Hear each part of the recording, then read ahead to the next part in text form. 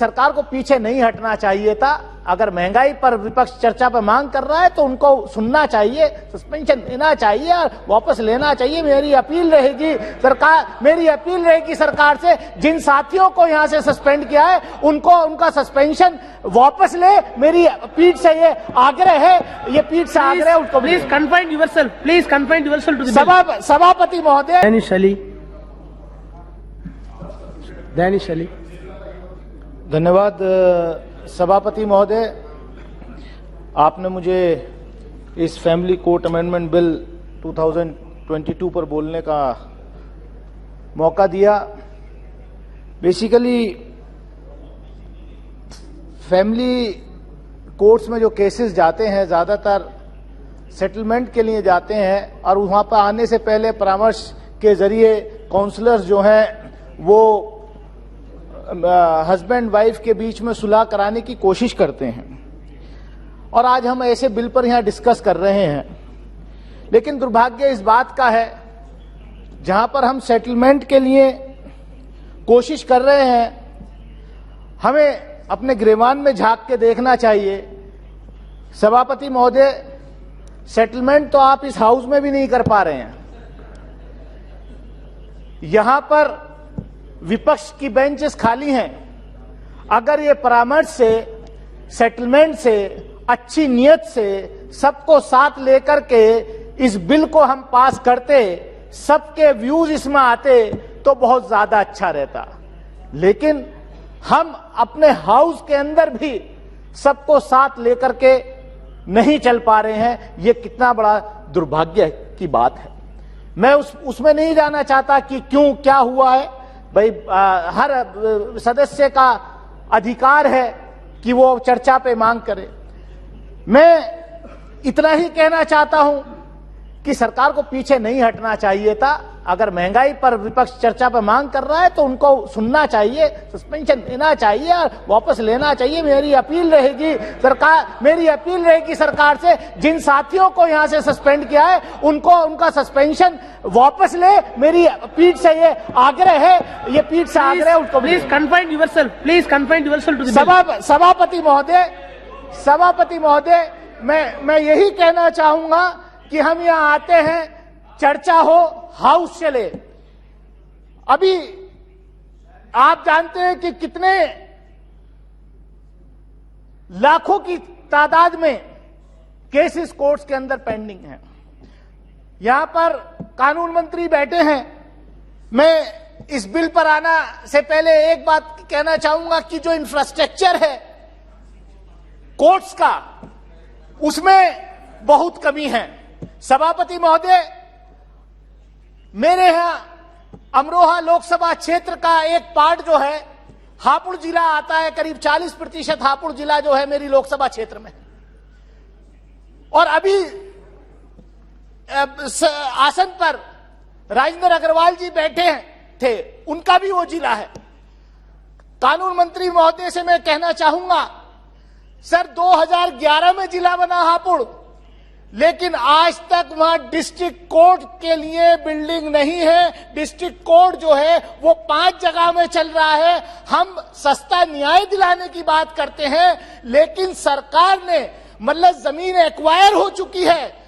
32 एकड़ जमीन district court के लिए एक्वायर हो चुकी है। मैं चाहूंगा, मैं आपसे व्यक्तिगत रूप से भी मिलकर के चर्चा करनी चाहूंगा उस पर, लेकिन पैसा जो है सरकार नहीं दे रही है। मतलब सरकार से ही सरकार को जमीन खरीदनी है डिस्ट्रिक्ट कोर्ट बनाने के लिए हापुड़ जिले में, लेकिन सरकार पैसा नहीं दे रही है जमीन के लिए। ये कहां का न्याय है सर? हम सस्ता और सुलभ न्याय दिलाने की बात बहुत करते हैं, लेकिन धरातल पे इसके जस्ट विपरीत हो रहा है। मैं आग्रह करना चाहूंगा आपके माध्यम से माननीय कानून मंत्री जी से कि हापुड़ जिले के अंदर डिस्ट्रिक्ट कोर्ट की नई बिल्डिंग बनाने के लिए जो बाधाएं आ रही हैं, उन बाधाओं को उत्तर प्रदेश सरकार से मिलकर के उनको लिखे और जल्द से जल्द दूर कराएं। सभापति महोदय, यहां पर जो है एक चीज और हो रही है, पिछले मैं कई सेशन से देख रहा हूं, ये सरकार जो है रिट्रोस्पेक्टिव इफेक्ट से कानून लाना शुरू कर दी है। पिछले सेशन में नारकोटिक्स का एक बिल आया था, उसमें भी रिट्रोस्पेक्टिव इफेक्ट था। आज फैमिली कोर्ट्स का बिल आया है, उसमें भी रिट्रोस्पेक्टिव इफेक्ट है। कल को कुछ और ऐसे बिल कानून ना बनने लगे कि आप तो यहां पर प्ले कार्ड लेके खड़े थे, आप तो यहां बाहर विजय चौक पर धरना दे रहे थे, इसलिए नया कानून बन गया, इसमें भी रिट्रोस्पेक्टिव इफेक्ट हो जाए। ये जो है ये बहुत सीरियस इशू है सभापति महोदय। मैं ये कहना चाहूंगा कि सरकार को जागरूक रहना चाहिए। जब हिमाचल प्रदेश के अंदर फरवरी 2019 में आपने कोर्ट फैमिली कोड बना दिया तो उसका नोटिफिकेशन क्या भारत का कानून मंत्रालय सोता रहा कि उसका नोटिफिकेशन नहीं किया? ये किसकी जिम्मेदारी थी? क्या आखिर ऐसा क्यों हुआ? क्या मंत्री जी सरकार इसकी जिम्मेदारी लेंगे? जब वो अपना जवाब देंगे इसमें बताएंगे। मैं ज्यादा कुछ ना कहते हुए मैं यही कहूंगा कि अभी मेरे से पहले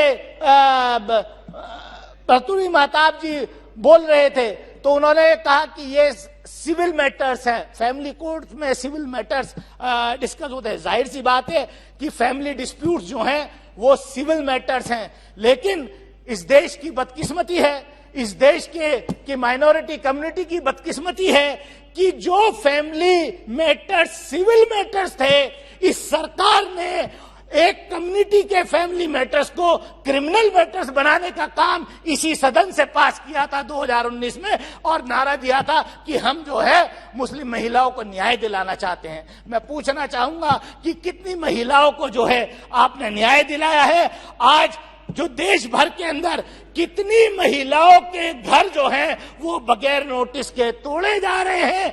क्या आप यही न्याय दिलाना चाहते हैं इस देश के अंदर? सभापति महोदय, मैं उम्मीद करूंगा कि जब कानून मंत्री यहां पर खड़े होकर के जवाब देंगे तो मैंने खास तौर से जो उत्तर प्रदेश के अंदर हापुड़ जिले के अंदर जो डिस्ट्रिक्ट कोर्ट की बिल्डिंग और वहां की जगह का जो इशू है उसका संज्ञान लेते हुए जवाब देंगे कि आप उसके लिए कुछ करें, क्योंकि न्याय, सस्ता न्याय, हमने तो उत्तर प्रदेश, खासतौर से पश्चिमी उत्तर प्रदेश जहां से हम आते हैं, कानून मंत्री महोदय, सभापति महोदय, पश्चिमी उत्तर प्रदेश के लोगों पर इतना अत्याचार हो रहा है कि वो अपने न्याय मांगने के लिए उनको 800 किलोमीटर दूर जाना पड़ता है। सर, बीजेपी के लोगों ने I am concluding, Please confine yourself. I am concluding. Minutes and 3 minutes of the bill. I am concluding. Sir, Don't jump over any other I am issues. concluding. Which may invite you controversy. मेरी यही दरखास्त है, क्योंकि इस सरकार ने, Bharatiya Janata party ने बाकायदे अपने मैनिफेस्टो में भी के उत्तर प्रदेश में भाषणों में, आंदोलन में कहा था कि पश्चिमी उत्तर प्रदेश के अंदर हाईकोर्ट की बेंच लाएंगे। आज सरकार को 60 साल हो गए, पश्चिमी उत्तर प्रदेश के अंदर हाईकोर्ट की बेंच क्यों ना मेरठ मुरादाबाद में गठित की गई? क्या सरकार इसके प्रति कुछ काम कर रही है? अब मैं चाहूंगा कि कानून मंत्री जी जब इस रिप्लाई करेंगे तो इसका संज्ञान लेंगे, पश्चिमी उत्तर प्रदेश के अंदर हाईकोर्ट की बेंच स्थापित की जाए। बहुत बहुत शुक्रिया। मिलत टाइम्स को आपकी जरूरत है, हमारी आप माली मदद करें।